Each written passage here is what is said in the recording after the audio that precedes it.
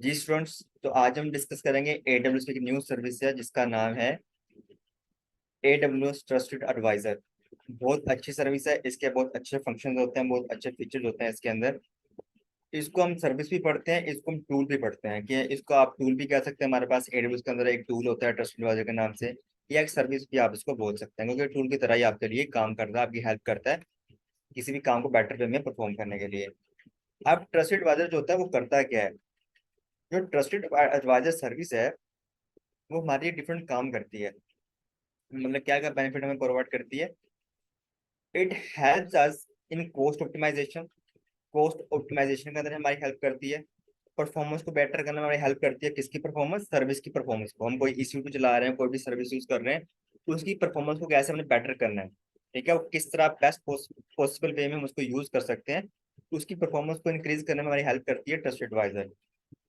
हमारे अकाउंट की सिक्योरिटी को या हमारे सिस्टम की सिक्योरिटी को इंक्रीज करने में हमारी हेल्प करती है। फॉल्ट टॉलरेंस में हमारी हेल्प करती है, और सर्विस लिमिट में हमारी हेल्प करती है ट्रस्ट एडवाइजर।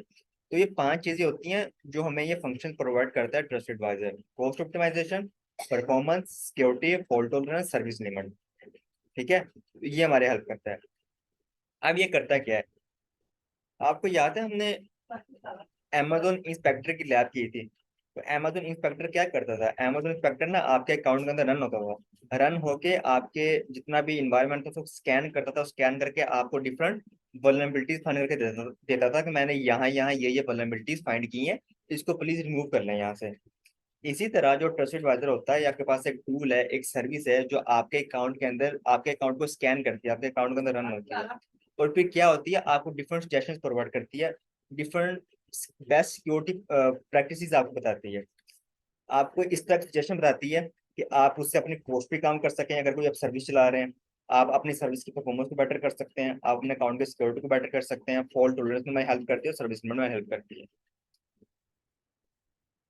तो ये क्या करता है, हमें चेक्स की सूरत में बताता है। ग्रीन बताता है, ठीक है, हमें तीन बताएगा। या तो ग्रीन में बताएगा जब ये स्कैन करेगा, और हमें फाइंडिंग बताएगा जिस तरह Amazon फैक्टर में फाइंडिंग बताता है, रिजल्ट बताता है हमें।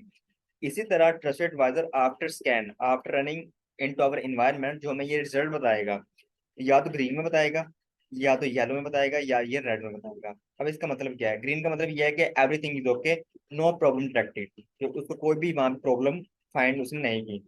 ठीक है।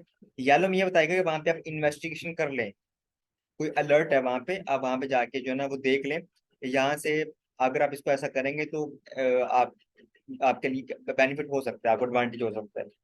लेकिन जो रेड होता है इसका मतलब ये होता है कि एक्शन रिकमेंडेड, कि मतलब वहां पे आपने जरूर एक्शन लेना है। ठीक है, वहां पे जो है ना बहुत खतरा है, आपको डेंजरस है वहां पे, तो आप वहां पे ये एक्शन इस तरह परफॉर्म करें, या इस चीज को चेंज कर लें, इसको रिमूव कर लें, इसको ऐड कर दें। ठीक है। तो यहाँ पे आप देखें, cost optimization, performance, security, fault tolerance और सर्विस लिमिट, इन सब को यहाँ पे हमें तीन चेक्स की सूरत में बताएगा। कॉस्ट ऑप्टिमाइजेशन के अंदर भी हमें ग्रीन, येलो और रेड में बताएगा। परफॉर्मेंस के अंदर भी हमें ग्रीन, येलो और रेड के चेक्स में बताएगा। तो जितने भी पांच यहाँ पे फंक्शन है इसके, उन सबको स्कैन करेगा और हमें जो है चेक्स की सूरत में बताएगा कि आपके कहाँ कहाँ पे आप बेटर में इसको यूज कर सकते हैं। अब ये कॉस्ट ऑप्टिमाइजेशन में हमारी हेल्प किस तरह करता है? ठीक है, कॉस्ट ऑप्टिमाइजेशन में हेल्प इस तरह करता है: save money on AWS by reducing unused and idle sources और making commitments to reserve capacity. Cost optimization में ट्रस्टेड एडवाइजर हमारी इस तरह हेल्प करता है। मैं आपको एग्जांपल दे देता हूँ। फर्ज कर लें आपने जो है ना वो हमने पढ़ा था हमारे पास डिफरेंट इंस्टेंस टाइप होते हैं, ऑन डिमांड होता है। आप बताएं कौन कौन से होते हैं भाइयों? हमारे पास इंस्टेंस टाइप कौन कौन से होते हैं? याद है किसी को?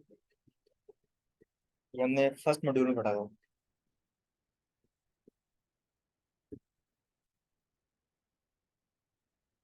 जी, तो हमारे पास जो इंस्टेंस टाइप होते हैं डिफरेंट होते हैं। हम ऑन डिमांड भी यूज कर सकते हैं, हम रिजर्व में भी यूज कर सकते हैं, हम स्पोर्ट इंस्टेंस भी यूज कर सकते हैं। तो उसके डिफरेंट डिफरेंट पर्पज होते हैं, सिनेरियोज होते हैं जहाँ पे हमने उसको यूज करना, हमने उसको डिस्कस किया था। अब फर्ज कर लें आपकी रिक्वायरमेंट है ऑन डिमांड की। ठीक है, आपकी जो है ना वो अनप्रिडिक्टेबल वर्कलोड है आपका, और शॉर्ट टर्म के लिए आपने यूज करना है, लेकिन आप उसको रिजर्व में यूज कर लेते हो, आप रिजर्व कैपेसिटी ले लेते हो उसकी, आप ऑन डिमांड उसको 3 साल की रिजर्व कर लेते हो। तो ऑब्वियसली वो आपके अकाउंट के अंदर पड़ा पड़ा को बिल आ रहा होगा, ठीक है, आपको काफी कॉस्ट आएगी। तो आप उसको यूज भी नहीं कर रहे, तो ट्रस्टेड यूजर क्या करेगा, वो उसको डिटेक्ट कर लेगा, उसको पता चल जाएगा कि यहाँ पे आपकी कॉस्ट जो है ना वो वेस्ट हो रही है, आपकी कॉस्ट लग रही है यहाँ पे। ठीक है, तो वो आपको सजेशन प्रोवाइड करेगा, भाई आप रिजर्व रिक्वेस्ट को रिमूव कर लें। ठीक है, या फर्ज कर लें आपके अकाउंट के अंदर जो है ना वो डिफरेंट कुछ रिसोर्स वैसे पड़े हुए हैं, मतलब आपने इलास्टिक आईपी लिया लेकिन आप उसको यूज नहीं कर रहे, तो ऑब्वियसली अगर आप यूज नहीं कर रहे तो वैसे पड़ी है अपने अकाउंट के अंदर, तो आपको बिल आएगा, उसकी कॉस्ट पड़ेगी। तो ट्रस्टेड वाले आपको सजेशन प्रोवाइड करेगा, भाई आप इसको क्या कर लें, वापस कर दें AWS को, आप उसको यूज भी नहीं कर रहे, आपको कॉस्ट आ रही है। ठीक है, तो ऐसी चीजें जो हमें नहीं पता होता वो हमें ट्रस्टेड वाले बताता है हमारे अकाउंट के अंदर, उसको स्कैन करके। इसी तरह परफॉर्मेंस में हेल्प करता है। परफॉर्मेंस किस तरह हेल्प करेगा, improve the performance of your service by checking your service limits. Service limit क्या हो सकती है, उसके थ्रू पोर्ट, उसकी मेमोरी यूटिलाइजेशन, सीपीयू यूटिलाइजेशन, तो उनको भी मॉनिटर कर रहा होता है। अब फर्ज कर लें आपने, आपकी कोई एप्लीकेशन चल रही है, ठीक है, वहां पे एप्लीकेशन की परफॉर्मेंस जो है ना वो डाउन हो रही है। क्यों डाउन हो रही है, क्योंकि आपने जो उसके लिए इंस्टेंस टाइप दी लिया है, जिसमें आपने सीपीयू डिफाइन किए हैं, जीबी रैम ली है, वो कम पड़ रही है। ठीक है, तो ये आपको बताएगा भाई यहाँ पे आपकी ओवर यूटिलाइजेशन या अंडर यूटिलाइजेशन हो रही है रिसोर्सेज की, तो आप उसको कम या ज्यादा कर लें। तो इससे क्या होगा, आपकी सर्विस परफॉर्मेंस बेटर हो जाएगी। अगर कोई आपका EC2 चल रहा है तो उसके ऊपर ट्रैफिक ज्यादा है और आप उसको वैसे चलाई जा रहे हो, आपने कोई ऑटो स्केलिंग यूज नहीं की, लोड बैलेंसर यूज नहीं किया, तो ऑब्वियसली आपकी जो सर्वर है उसकी सीपीयू यूटिलाइजेशन ज्यादा हो रही होगी, इंक्रीज हो रही होगी। तो अगर ज्यादा इंक्रीज होगी तो ऑब्वियसली सर्वर डाउन हो जाएगा हमारा, सर्विस लेट रिस्पॉन्ड करेगी यूजर्स को। तो उससे क्या होगा, जो है ना आपको जो ट्रस्टेड एडवाइजर होता है वो इस चीज को डिटेक्ट कर लेता है और आपको बताता है कि आप यहाँ पे ये मेजर्स करो। सिक्योरिटी में भी हमारी हेल्प करता है। सिक्योरिटी में हमारी हेल्प किस तरह करेगा, सिक्योरिटी में हमारी हेल्प इस तरह करेगा कि ये हमें बताएगा, डिफरेंट स्टेशन प्रोवाइड करेगा आपकी सिक्योरिटी को इंक्रीज करने में। लाइक आपके अकाउंट के अंदर ना जो MFA होता है, मल्टी फैक्टर ऑथेंटिकेशन, जो हम सिक्योरिटी को इंक्रीज करने के लिए लगाते हैं। आप फर्ज कर लें आपके अकाउंट के अंदर MFA नहीं लगा हुआ, आपने उसको इनेबल नहीं किया, तो ट्रस्टेड एडवाइजर उसको डिटेक्ट कर लेगा और देखेगा कि आपके अकाउंट के अंदर MFA नहीं है, तो आपको स्टेशन प्रोवाइड करेगा, भाई आप क्या करें अपने अकाउंट के अंदर MFA को इनेबल कर लो। ठीक है, तो इस तरह हमें सिक्योरिटी के हवाले से भी स्टेशन प्रोवाइड करता है। फॉल्ट टॉलरेंस भी हमारी हेल्प करता है। Increase the availability and redundancy of your AWS application by taking advantage of automatic scaling, health check, multiple availability zone, backup capabilities. कोई आपको क्रिटिकल वर्कलोड है, आपकी कोई बकेट चल रही है या आपका कोई EC2 सर्वर चल रहा है, तो आपको फॉल्ट टॉलरेंस के अंदर भी आपकी हेल्प करेगा। आपने अगर कोई कोई आपका क्रिटिकल वर्कलोड है और कोई आपकी कॉन्फिडेंशियल इन्फॉर्मेशन है और आपने उसका बैकअप नहीं किया हुआ कहीं दूसरी जगह के ऊपर, तो ये आपको बताएगा और आपको सजेशंस देगा कि आप यहाँ पे बैकअप बना के रख लें, क्योंकि अगर यहाँ पे कोई इश्यू आ गया, कोई डिजास्टर आ गया और आपका डाटा अनएक्सेसिबल हो गया, तो आप दूसरी जगह से एक्सेस कर सकते हैं। तो इसमें भी हेल्प करता है। सर्विस लिमिट, कि अगर आपकी कोई सर्विस चल रही है उसकी यूटिलाइजेशन इंक्रीज हो रही है, तो वो भी आपको बताता है। ठीक है, तो इन सब चीजों में हमारी हेल्प करता है ट्रस्टेड एडवाइजर। और किस तरह हेल्प करेगा, बोलेगा नहीं है, बोल के नहीं बताएगा, ये हमें जो ना चेक देगा, चेक्स देगा। रेड में चेक्स देता है, येलो चेक देता है या ग्रीन चेक देता है। ये रेड का मतलब क्या होता है कि यहाँ पे एक्शन रिकमेंडेड है, यहाँ पे आप एक्शन जरूर लें। येलो में क्या बताएगा, रिकमेंडेड है कि आप यहाँ ले भी सकते हैं एक्शन, ना भी लें, अप टू यू। ग्रीन में क्या बताता है कि everything is okay, no problem has been detected. तो आपको डिफरेंट स्टेटस पे डिफरेंट आपको ये बताता है, सेशन प्रोवाइड करता है। ठीक है, आपने इसको पढ़ लेना यहाँ से।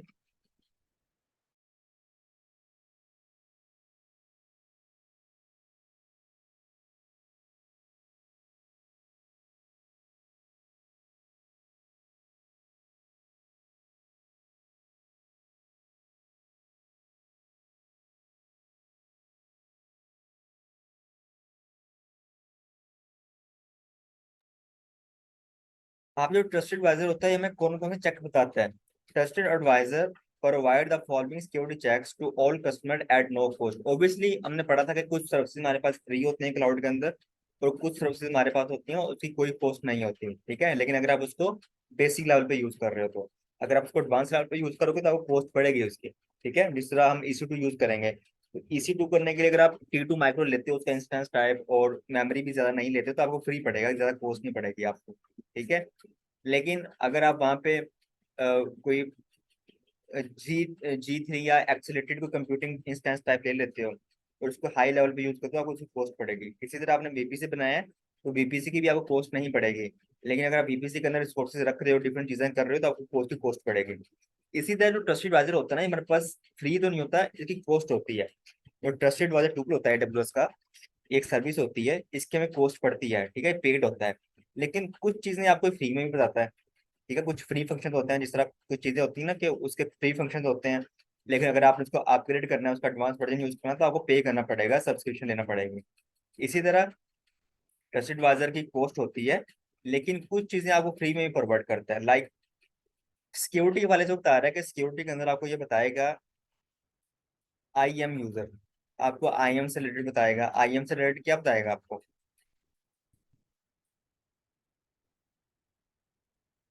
हमने ये पढ़ा था कि AWS की बेस्ट प्रैक्टिस होती है AWS के अंदर कि आप कभी भी root root root user login ना हो अपने अकाउंट के अंदर, ठीक है। अगर आपने मल्टीपल टाइम लॉगिन होना है तो आप क्या करें, अपने अकाउंट के अंदर एक IM यूजर बना लें। IM यूजर बनाने के बाद आप उसको एडमिन राइट्स दे दें और फिर as a IM user login हो नेक्स्ट टाइम, ठीक है। तो अगर आपने अपने अकाउंट के अंदर IM यूजर नहीं बनाया हुआ कोई भी, तो आपको ये बताएगा कि आपके अकाउंट के अंदर कोई भी IM यूजर नहीं है, तो प्लीज वहां पे एक IM यूजर बना लें, ठीक है। तो ये आपको बताता है। अगर आपके अकाउंट के अंदर MFA इनेबल नहीं है, मल्टी फैक्टर ऑथेंटिकेशन, तो ये भी आपको बताएगा सिक्योरिटी पर्पज से कि आप वहाँ पे MFA भी इनेबल कर लें। सिक्योरिटी ग्रुप्स, अगर आपका कोई सिक्योरिटी ग्रुप बना हुआ है और वहाँ पे कोई स्पेसिफिक पोर्ट्स इनेबल हैं जो इंटरनेट से रीचेबल हैं, पोर्ट 22 23 इस तरह के पोर्ट्स, और आप उसको यूज भी नहीं कर रहे, तो ये भी आपको वहाँ पे सजेशन प्रोवाइड करेगा कि आप अपने सिक्योरिटी ग्रुप के पोर्ट्स को बंद कर दें, ब्लॉक कर दें, ठीक है। कोई ऐसी आपने बकेट बनाई है जिसको आपने पब्लिकली एक्सेसिबल दिया हुआ है, तो उसको आपने एक्सेस दिया कि उसको ओवर द इंटरनेट कोई भी एक्सेस कर सकता है, तो ये आपको वहां पे चेक प्रोवाइड करेगा। रेड में भी कर सकता है, येलो में भी कर सकता है, डिपेंड ऑन, लेकिन ये आपको चेक प्रोवाइड करेगा यहाँ पे आप जो है वो एक्शन करें, ठीक है, कि यहाँ पे आपका मैं इशू फाइंड किया है, तो आपकी एक बकेट है वो इंटरनेट से एक्सेसिबल है, ठीक है, तो वहां पे जरा रिव्यू कर लें आप जाके। EBS, अगर हमने कोई बनाया हुआ है कोई जो ग्लोबल क्लाउड स्टोरेज होती है जो हम EC2 से अटैच करते हैं, ठीक है, अगर वहां पे हमने उसके स्नैपशॉट लिए हुए हैं और उसको हम पब्लिकली भी किया हुआ है, तो वो भी हमें बताता है। RDS,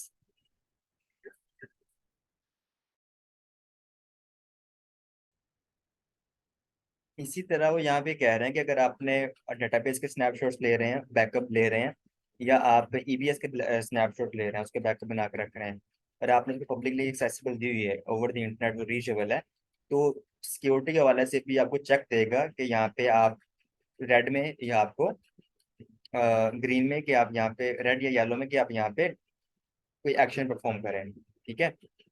अब मैं आपको दिखा देता हूँ कि जो हमारा ट्रस्टेड एडवाइजर होता है एक्चुअली काम किस तरह करता है और उसका कंसोल को एक्सेस किस तरह किया जाता है। तो सबसे पहले आपने AWS अकाउंट के अंदर लॉगिन होना है, और मैं आपको पहले बताऊं कि ऑब्वियसली जब भी मैं अपने अकाउंट से मैंने आपको लैब करवाई है, तो मैं कभी भी IAM यूजर लॉगिन नहीं हुआ क्योंकि मैंने IAM यूजर बनाया नहीं हुआ, ठीक है। लेकिन AWS की बेस्ट प्रैक्टिस क्या है कि आप हमेशा IAM यूजर लॉगिन हो। तो अगर मैंने MFA भी इनेबल नहीं किया हुआ, और अगर अभी हमने पढ़ा कि अगर आपने MFA भी इनेबल नहीं किया, अगर आपने IAM यूजर भी नहीं बनाया, तो ट्रस्टेड ब्राउजर क्या करेगा, उसको डिटेक्ट कर लेगा, ठीक है, और आपको बताएगा कि आपने ये चीजें नहीं की, इसको प्लीज यहाँ पे परफॉर्म करें। तो अभी मैं जाता हूँ ट्रस्टेड एडवाइजर के अंदर, मैं देखता हूँ कि मुझे कौन कौन से चेक्स फॉरवर्ड करना है, सिक्योरिटी के अंदर, पोस्ट ऑप्टिमाइजेशन के अंदर, परफॉर्मेंस के अंदर, ठीक है। तो फ्री में कौन कौन सी चीजें होती हैं और पेड में कौन कौन सी चीजें होती हैं, तो उसको भी हम देख लेते हैं वहां पे जाके।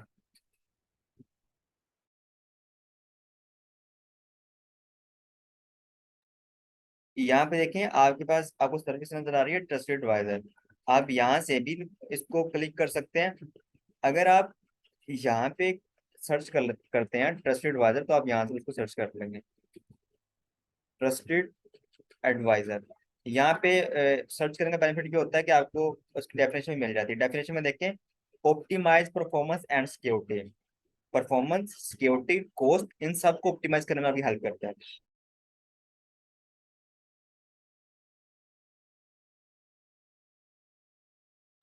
IAM ग्रुप्स पॉलिसी, इसके चार्जेस नहीं होते, फ्री ऑफ कॉस्ट होती है सर्विस, और VPC भी आपके पास फ्री होती है। ट्रस्टेड एडवाइजर भी फ्री होता है, बट इसके कुछ फंक्शंस फ्री होते हैं, सारे इसके जो ना फंक्शंस फीचर्स फ्री नहीं होते हैं। अब यहाँ पे लेफ्ट साइड पे देखते हैं, जो हमने 5 चीजें पढ़ी थी वही हमें शो कर रहा है। Cost optimization, performance, security, fault tolerance, service limit. ठीक है। अब यहाँ पे शुरू में देखते हैं मुझे क्या कर रहा है, रिकमेंडेशन प्रोवाइड कर रहा है।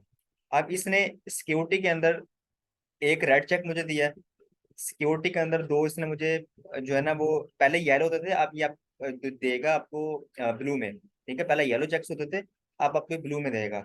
तो मुझे सिक्योरिटी के अंदर 2 ब्लू चेक्स दे रहा है और ग्रीन के अंदर मुझे कुछ नहीं दे रहा है यहाँ पे। ठीक है, यहाँ पे देखें तो ये सारे मुझे दे रहा है।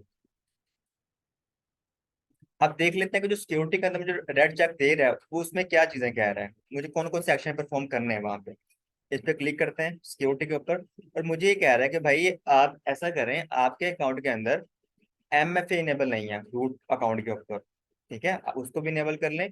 और आपके अकाउंट के अंदर कोई सिक्योरिटी ग्रुप बना हुआ है और उसके अंदर कोई कोड इनेबल है जो इंटरनेट से रीचेबल है। ठीक है, और आप उसको भी जो है ना वहां पे जाके ब्लॉक कर दें। और मुझे क्या कर रहा है, और मुझे कुछ नहीं प्रोवाइड कर रहा है यहाँ पे। बाकी ठीक है चीजें। ये देखें, ये 2 चीजें फ्री हैं सिक्योरिटी के अंदर, आपको कुछ चीजें फ्री मिलेंगी, जिस तरह ये 2 चीजें मुझे प्रोवाइड कर रहा है तो ये फ्री हैं। बाकी फीचर्स अगर आपने इसके यूज करने हैं तो वो आपको फिर यहाँ पे लिखा हुआ है अपग्रेड करना पड़ेगा। अपग्रेड का मतलब होता है कि फिर आपको उसकी कॉस्ट पड़ेगी मंथली। ठीक है, बाकी और भी इसकी चीजें हैं, आप इसको फिर क्या कर सकते हो, उसकी आप कॉस्ट पड़ेगी। तो ये मुझे फ्री में दे रहे हैं। इसी तरह अगर मैं परफॉर्मेंस के अंदर जाता हूँ तो परफॉर्मेंस के अंदर देख लेते हैं, परफॉर्मेंस के अंदर मुझे कोई भी शो नहीं कर रहा। ठीक है, क्योंकि अगर ये भी कुछ फीचर्स होते हैं इसके तो ये मुझे अभी शो नहीं हो रहे, क्योंकि ये पेड होते हैं, फ्री नहीं होते। इसको यूज करने के लिए भी आपको सब्सक्रिप्शन इसकी लेनी पड़ेगी। कॉस्ट ऑप्टिमाइजेशन के अंदर मुझे कुछ शो नहीं कर रहा, फॉल्ट टॉलरेंस के अंदर मुझे कुछ शो नहीं करेगा, और सर्विस लिमिट के अंदर भी मुझे कुछ शो नहीं करेगा।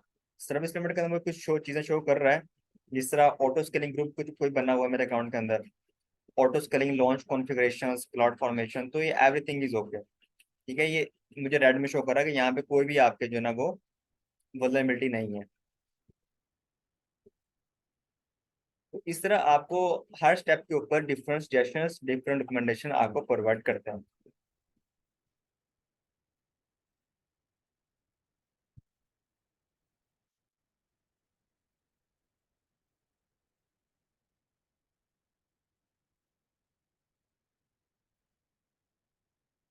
ये देखें यहाँ पे परफॉर्मेंस के अंदर उसने 9 ग्रीन चेक फाइंड किए हैं, मतलब 9 एवरीथिंग इज ओके, जहाँ पे आपको कोई भी एक्शन नहीं लेना।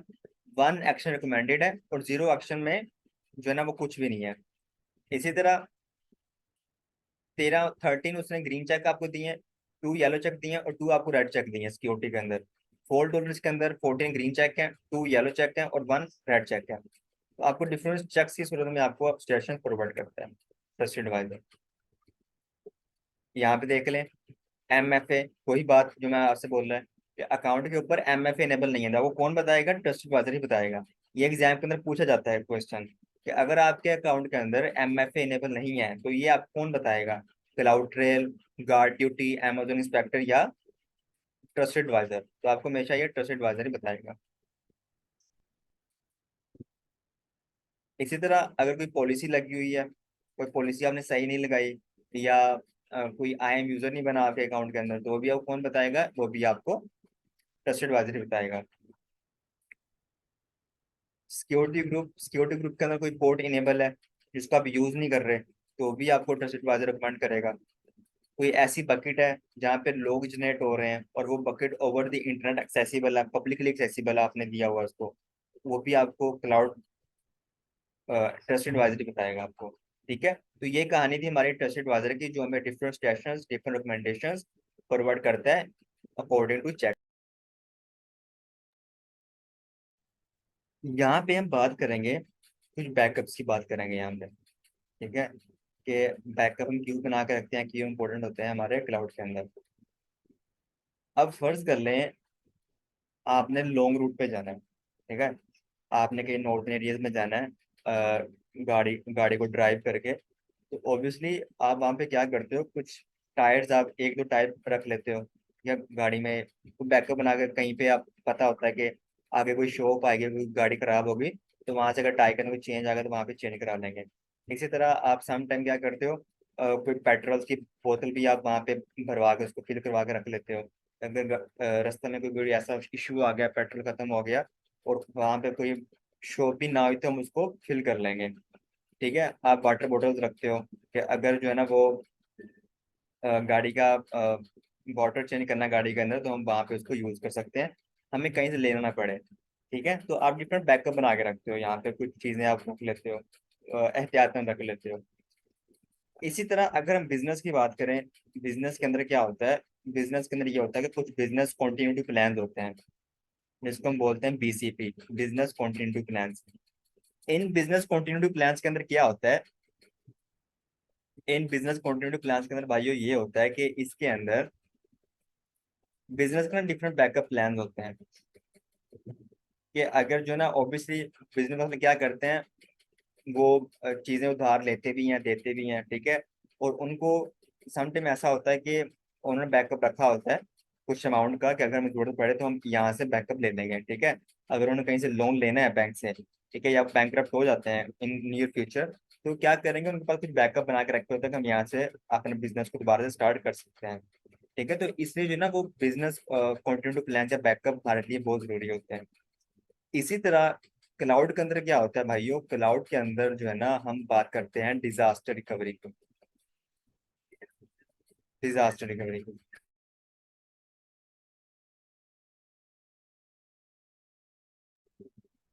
तो क्लाउड के अंदर जो है ना वो डिजास्टर रिकवरी प्लान होते हैं हमारे पास, डीआरपी, डिजास्टर रिकवरी प्लान। यहाँ पे क्या होता है, हमने बात की थी कि हमने यहाँ पे रीजन्स की बात की थी, हमने यहाँ पे अवेलेबिलिटी जोन्स की बात की थी। फर्ज कर लें आपका एक रीजन है, उस रीजन के अंदर दो अवेलेबिलिटी जोन्स हैं। ठीक है, एक रीजन आपका यूएसए के अंदर है और एक रीजन आपका एशिया के अंदर है।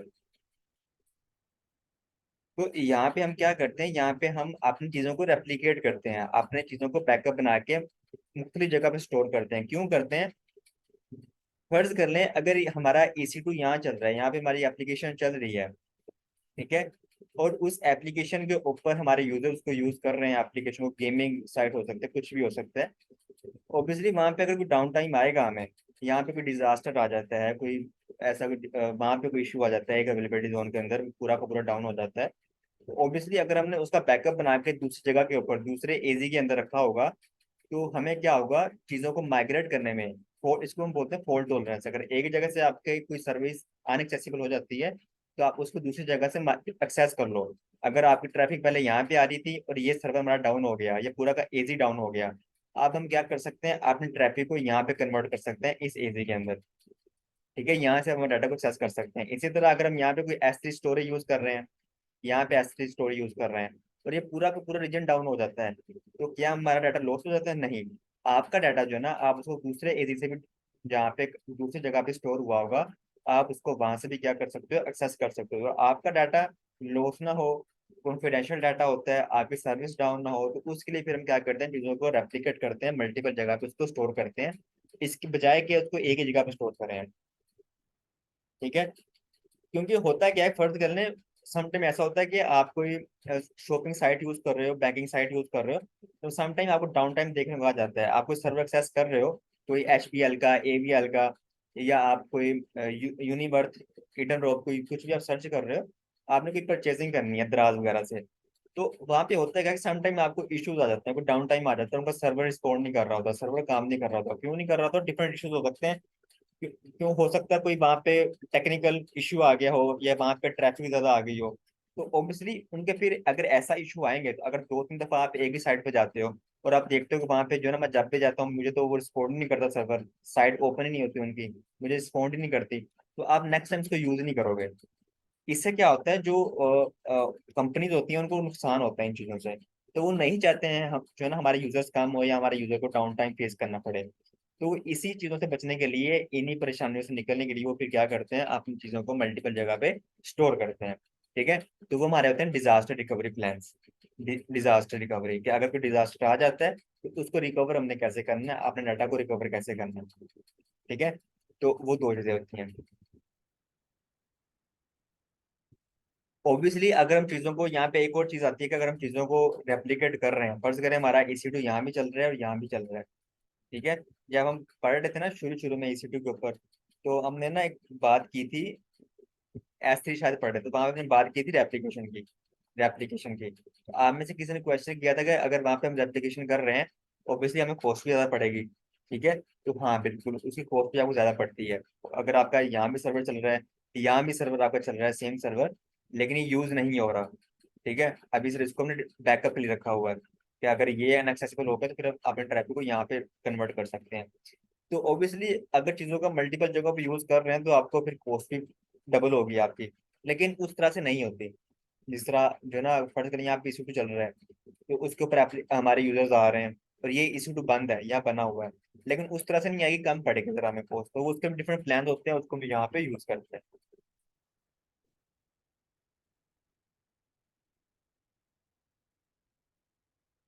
डिजास्टर रिकवरी प्लान होते हैं। ठीक है। अब डिजास्टर रिकवरी के अंदर दो चीजें आती हैं। डिजास्टर रिकवरी में पढ़ लिया क्या होता है। डिजास्टर रिकवरी ये होता है, अगर कोई डिजास्टर आ जाता है, कोई पूरा रीजन ही डाउन हो जाता है या कोई अवेलेबिलिटी जोन ही डाउन हो जाता है, ठीक है, तो फिर चीजों को रिकवर कैसे करना है, आपने अपनी सर्विस को दोबारा स्टार्ट कैसे करना है। तो उसके लिए फिर हम क्या करें, उसकी दो चीजें होती हैं, एक होती है RPO और एक होता है RTO। एग्जाम में यही पूछी जाती है आपसे। जो ऊपर वाली चीज है ना, ये वाली अंडरस्टैंडिंग BCP DRP, इसको नहीं आपने पढ़ना। ठीक है। सिर्फ आपका ये एग्जाम से रिलेटेड है, RPO and RTO। Disaster recovery के अंदर दो चीजें आती हैं, एक आता है RPO और एक आता है RTO। RPO क्या होता है, how much data can you loss before the business suffers, कि आपकी कितनी कैपेसिटी है डाटा को लॉस करने के लिए, आप कितना डाटा सफर कर सकते हो, कितना डाटा लॉस सफर कर सकते हो आप। ठीक है। और RTO क्या होता है, RTO होता है how quickly do you need to recover IT infrastructure to maintain business continuity, अगर आपको कोई वहां पे डाउन टाइम आ गया है तो उसको आपने रिकवर कैसे करना है, कितनी देर लगेगी। मैं आपको एग्जांपल दे देता हूँ। एक RPO की एग्जांपल दे देता हूँ मैं आपको, और एक मैं आपको RTO की एग्जांपल देके समझा देता हूँ रियल टाइम के अंदर, मतलब बेसिक एग्जांपल आपको दूंगा, सबको पता होगा।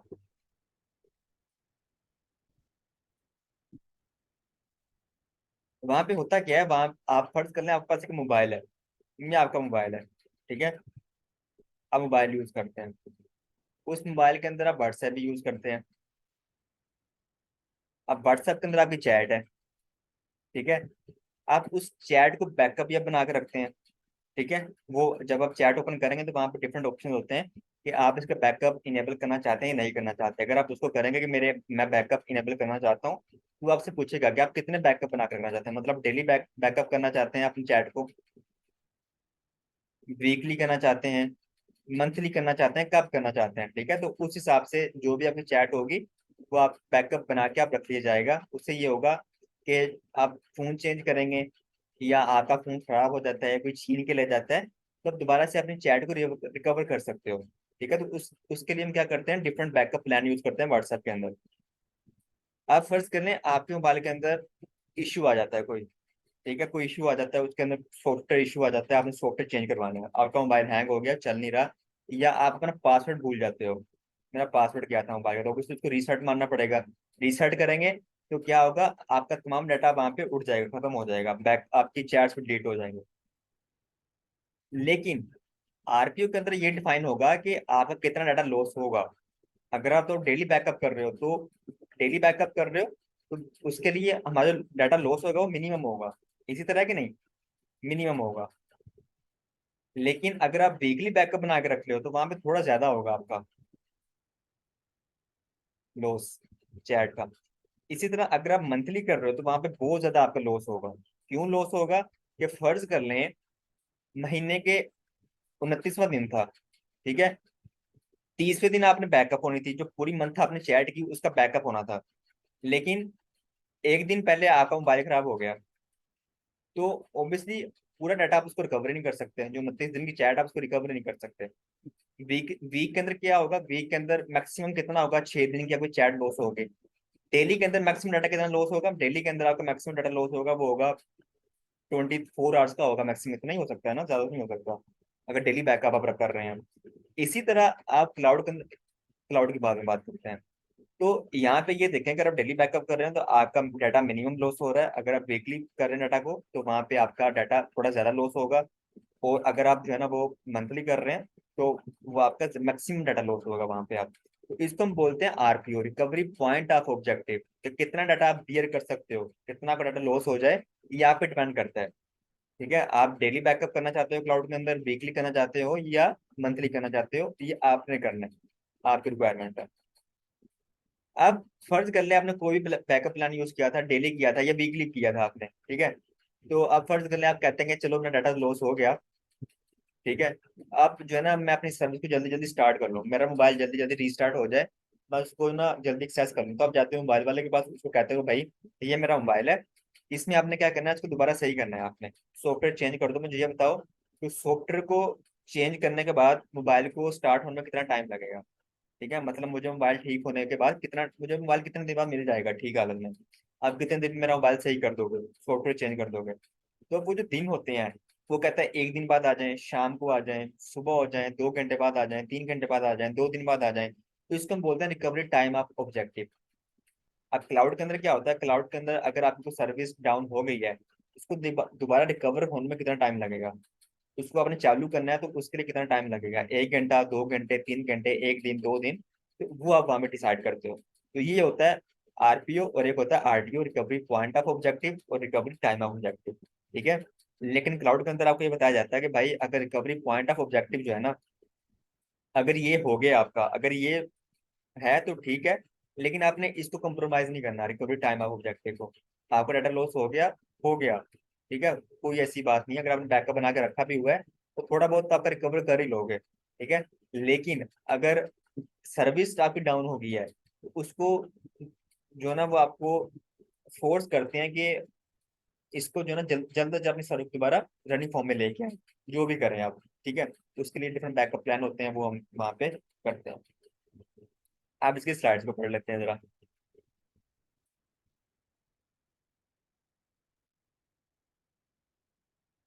ये देखें, आप जो है ना यहाँ पे करते हो बैकअप, ये जो टिक लगा हुआ है ना आपका, नहीं ये बैकअप है आपका, एक बैकअप यहाँ पे करते हो, एक बैकअप आप यहाँ करते हो, ठीक है। अभी आप बैकअप करने ही वाले थे, लेकिन आपका वहाँ पे यहाँ पे डिजास्टर आ गया, यहाँ पे लिखा डिजास्टर, यहाँ पे डिजास्टर आ गया, इसका मतलब है कि यहाँ से यहाँ तक आप बैकअप नहीं होगा। ठीक है, जो भी आपका डाटा था लॉस हो जाएगा, इसको आप रिकवर नहीं कर सकते। तो ये होता है आरपीओ। तो भैया अब आपने इसको अगर कम करना है तो बैकअप उठा के जरा पीछे ले आओ, यहाँ पे ले आओ, फिर यहाँ पे ले आओ, जल्दी बैकअप करो चीजों को। ठीक है, ऐसा भी आप कर सकते हो। इसको हम कहते हैं RPO, recovery point of objective, कि डाटा कितना लॉस हो सकता है, हम डाटा कितना लॉस बियर कर सकते हैं। फिर यहाँ पे डिजास्टर आ गया तो उसको दोबारा रिकवर करने में कितना टाइम लगेगा, उसको हम बोलते हैं RTO, recovery time of objective. ठीक है, तो ये दो चीजें होती हैं, तो ये आपने यहाँ पे याद रखना। मैं आपको यहाँ बता भी देता हूँ, यहाँ पे देखें, RPO is easier to implement than RTO because RPO affect only the data layer of your infrastructure। वो कह रहा है अगर आरपीओ में कोई इशू आ रहा है तो कोई ऐसा इशू नहीं, हम टेंशन नहीं लेनी, लेकिन आरटीओ के अंदर कोई कंप्रोमाइज नहीं करना हमने। RTO represent the time that the system can be down before business can't maintain business continuity and the business suffer. वहां पे आपका डाटा को लॉस होता है। अगर आरपीओ के अंदर कोई इशू आ रहा है तो वहां पे आपका डाटा लॉस होगा, लेकिन अगर आरटीओ के अंदर कोई इशू आ रहा है तो वहां पे आपका बिजनेस सफर करेगा, बिजनेस को लॉस होगा। इसलिए आरटीओ को आपने बिल्कुल भी कंप्रोमाइज नहीं करना। तो कोशिश करें कि अगर कोई सर्विस डाउन है तो उसको मैक्सिमम, कम से कम टाइम में, मिनिमम टाइम में उसको दोबारा रनिंग फॉर्म में लेके आए। ठीक है, द सुनर a business must get back online the costlier it will be. Recovery involve the entire business infrastructure. अच्छा, ये जो बात की ना इसने, मैं आपको आगे जाकर समझाता हूँ, ये वो जरा कोर्स में पड़ जाता है।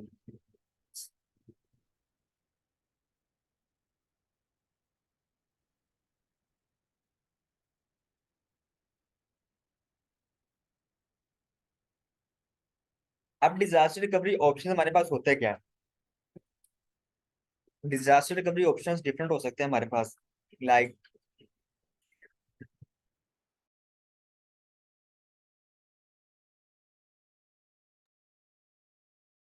आप डिजास्टर रिकवरी से बचना कैसे है, कि अगर कोई डिजास्टर आ जाता है तो उससे हम किस तरह बच सकते हैं। तो उसके लिए डिफरेंट चीजें होती है हमारे पास। आप बैकअप बना के रख सकते हैं, अगर आपने बैकअप बना के रखे हुए हैं तो अगर आपकी एक ही जगह से डाटा लॉस हो जाता है, आप उसको दूसरी जगह से एक्सेस कर सकते हो। ठीक है, रेप्लिकेशन भी होती है। आप स्नैपशॉट लेकर रख सकते हो, कंटिन्यूस स्नैपशॉट्स हमारे पास होते हैं, आप वो यूज कर सकते हो। पायलट लाइट भी हमारे पास एक ऑप्शन होता है, ये भी डिजास्टर रिकवरी ऑप्शन होता है हमारे पास। इसमें क्या होता है, minimal version of an environment is always running in the cloud. ठीक है, अब इसका मतलब क्या होता है? इसका मतलब ये है कि अब आप फर्ज कर लें, आपका जो है ना, मैंने आपको एग्जांपल दी थी, फर्ज कर लें आपका एक रीजन है। इस रीजन के अंदर आपकी एप्लीकेशन चल रही है, EC2 चल रहा है, तो उसके बैकएंड के ऊपर डाटाबेस कनेक्ट है आपकी। ठीक है, आप क्या करते हो, वहां पे आप पायलट लाइट यूज करते हो, पायलट लाइट, पायलट लाइट मतलब क्या होता है, जिस तरह जब एक एरोप्लेन लैंड करता है ना, तो जब वो लैंड करता है तो उसको, जहाँ पे उसने लैंड करना होता है रोड के ऊपर, रनवे वो किस तरह नजर आता है, वहां पे ना छोटी छोटी लाइट्स लगी होती हैं, तो उसको पता लग जाता है कि यहाँ पे मैंने लैंड करना है। ठीक है, उन लाइट को देख के, तो ये हमारा होता है पायलट लाइट। एक छोटी सी आप शम्मा जलाते हो वहां पे दूसरे एंड के ऊपर, वो किस तरह जलाते हो, कि जो डाटाबेस यहाँ पे बनी हुई है ना, यहाँ पे भी आप डाटाबेस बना लो, एक डाटाबेस बना लो, और सिर्फ यहाँ पे आप क्या करो, डाटाबेस ऑन करो, यहाँ पे जो भी आपका डाटा यहाँ पे आ रहा है डाटाबेस के ऊपर, इसको यहाँ पे रेप्लिकेट करते जाओ। ठीक है, आपका डाटा जो भी डाटाबेस में स्टोर हो रहा है, वो यहाँ पे रेप्लिकेट हो रहा है। अब फर्ज कर लें ये आपका रीजन डाउन हो जाता है, ये रीजन आपका डाउन हो जाता है, यहाँ पे सर्विस आपकी बंद हो जाती है। फिर क्या कर सकते हैं आप, यहाँ पे फौरन से EC2 बनाए, डाटा तो आपने पहले से बैकअप किया हुआ था, और आप यहाँ से अपनी सर्विस को स्टार्ट कर सकते हो। यहाँ पे आपको फिर ज्यादा देर नहीं लगेगी। ठीक है, तो इसको हम बोलते हैं pilot light version. Pilot light क्या मिनिमल वर्जन चलाते हैं अपने इंफ्रास्ट्रक्चर का, मिनिमल वर्जन। तो इससे क्या होता है, हमारी कॉस्ट जरा कम पड़ जाती है, लेकिन इसमें टाइम ज्यादा लगेगा, आपको थोड़ा ज्यादा लगेगा। ठीक है, अगर कम टाइम आपने, RTO मजीद कम करना है, रिकवरी टाइम ऑफ ऑब्जेक्टिव चीजों को। RTO क्या होता है, अपनी सर्विस को रनिंग फॉर्म में लाने के लिए, दोबारा एक्टिव करने के लिए कितनी देर लगेगी, तो इसमें थोड़ा टाइम लगेगा आपको। अगर आपने और टाइम कम करना है, तो उसके लिए जो है ना, वो आप बाकी आगे जाके पढ़ेंगे, और ऑप्शन होते हैं, 2 ऑप्शन होते हैं, वो आप पढ़ेंगे सूचना अलर्ट के अंदर जाके। उसमें क्या होता है, आप फिर उसमें ये करते हो, उसमें जब याद नहीं आ रहा, एक होता है उसमें आप फिर ना यहाँ पे EC2 भी चला लेते हो। ठीक है, EC2 जो है ना यहाँ चला लेते हो, लेकिन ट्रैफिक अभी यहाँ पे नहीं आ रही होती, ये दोनों चीजें चल रही होती हैं, लेकिन ट्रैफिक अब यहाँ यहीं पे आ रही होती है, लेकिन जैसे ये डिजन डाउन होता है आपका, तो ट्रैफिक फौरन से आप यहाँ माइग्रेट कर लेते हो। ठीक है, यहाँ पे आपका RTO मजीद कम हो जाता है। अगर आपने इससे भी मजीद RTO कम करना है, आप चाहते हैं कि मुझे बिल्कुल भी जीरो डाउन टाइम आए, डाउन टाइम जीरो बिल्कुल आए, जिस तरह आप पायलट राइड यूज कर रहे थे, वहां पे आपको 1 घंटा डाउन टाइम आ सकता है। अगर आप दूसरा ऑप्शन यूज कर रहे थे, वहां पे आपको आधा घंटा आ सकता है। अगर आप चाहते हैं मुझे डाउन टाइम जीरो आए, तो फिर आप क्या करते हैं, फिर आप active active fail over use करते हैं। एक चीज होती है एक्टिव एक्टिव फेल ओवर, कि आपकी आधी ट्रैफिक यहाँ पे आ रही है और आधी ट्रैफिक यहाँ पे आ रही है। ठीक है, तो जैसे ये रीजन डाउन हो जाएगा, तो बाकी ट्रैफिक भी यहाँ पे कन्वर्ट हो जाएगी, यहाँ पे आ जाएगी। या ये अगर ये डाउन हो गया, तो बाकी ट्रैफिक यहाँ पे कन्वर्ट हो जाएगी। ठीक है, तो यहाँ पे आपका RTO मजीद कम हो जाता है। तो हमने कोशिश करनी होती है RTO कम करें, लेकिन अगर RTO कम करेंगे, तो वहां पे एक हमें जो है ना, वो कॉस्ट के हवाले से भी हमें एक देखना पड़ेगा, कॉस्ट भी ज्यादा पड़ेगी हमारी। ठीक है, पायलट लाइन में हमारी कॉस्ट कम पड़ेगी, अगर कोई और ऑप्शन यूज करे तो उसमें ज्यादा पड़ेगी, अगर एक्टिव एक्टिव यूज कर रहे हैं तो उसमें कॉस्ट ज्यादा आएगी हमें। बेशक वहां पे RTO हमें क्या मिल रहा है, कम मिल रहा है, डाउन टाइम जीरो फेस हो रहा है वहां पे, लेकिन कॉस्ट ज्यादा पड़ जाएगी हमें वहां पे। ठीक है, तो ये सारी चीजें होती हैं, जो भी आपकी रिक्वायरमेंट है, जो भी नीड है, आपने उसको फुलफिल करना होता है। जी भाई, क्लियर है? यहाँ पे आपको चीज बताई गई है कॉस्ट बैलेंसिंग। हमने बोला था कि अगर हम RTO कम कर रहे हैं, तो वहाँ पे कॉस्ट इंक्रीज होगी। ठीक है, यहाँ पे फर्ज कर लें हम, ये कोल्ड साइड जो है ना, ये पायलट लाइट है हमारा, इसको समझ लें पायलट लाइट है। जो वार्म साइड है हमारी वार्म साइड है, जो हॉट साइड है ये हॉट साइड है। आप यहाँ पे देखें कि जैसे जैसे हम ऊपर जा रहे हैं, हॉट साइड रिडंडेंट की तरफ जा रहे हैं, तो हमारा जो टाइम तो कम हो रहा है हमारा। ठीक है, हमारा जो टाइम है ना, वो कम हो जाता है, लेकिन वहाँ पे हमारी कॉस्ट ज़्यादा पड़ रही है। अगर यहाँ पे हम ग्राफ ड्रॉ करेंगे यहाँ पे इस पॉइंट पे, तो यहाँ पे हमारा हमें जो RT मिलेगा 2 आवर्स का मिलेगा, कि 2 आवर्स के अंदर हमारी जो ट्रैफिक है वो हो जाएगी, स्टार्ट हो जाएगी।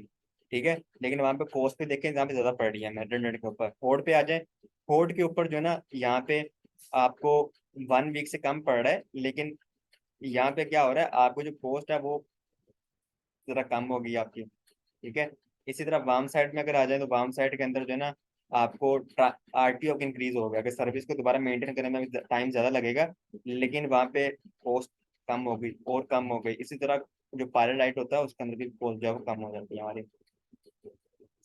ठीक है, तो यहाँ तक था आज का हमारा टॉपिक, जहाँ में हमने डिस्कस किया आरटीओ क्या होता है, आरपीओ क्या होता है, डिजास्टर रिकवरी क्या होता है, प्लान्स किस तरह किए जाते हैं, उसको रिकवर किस तरह किया जाता है, कौन कौन से बैकअप्स प्लान होते हैं जो हमने देखने होते हैं, और कौन कौन सा हमारा डाटा होता है जो कॉन्फिडेंशियल होता है, किस तरह रखना होता है, तो सारी चीजें हमने यहाँ पे डिस्कस कर ली। ठीक है। उसके अलावा हमने एक सर्विस पढ़ी है ट्रस्ट एडवाइजर की, और होप कि आपको यहाँ पे बेटर अंडरस्टैंडिंग होगी।